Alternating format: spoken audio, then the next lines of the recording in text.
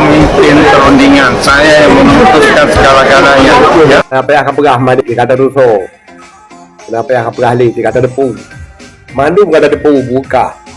Memangkah tanggung jawab, tapi jelah rakyat nak depu. Ya jadi mu ke kibar mogo. Ada kata depu. Ada ikahana kadu pedenan. Nak tahu kata do kuali lo dia Aceh, nak tahu kata gangi di kabupaten, kangi. Teh remoh nak payah tak bangun.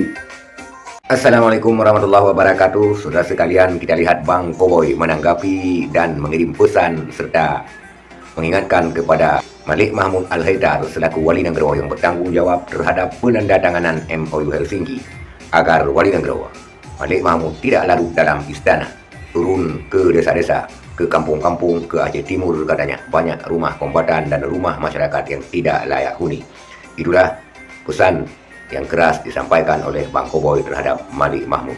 Sekian, assalamualaikum warahmatullahi wabarakatuh.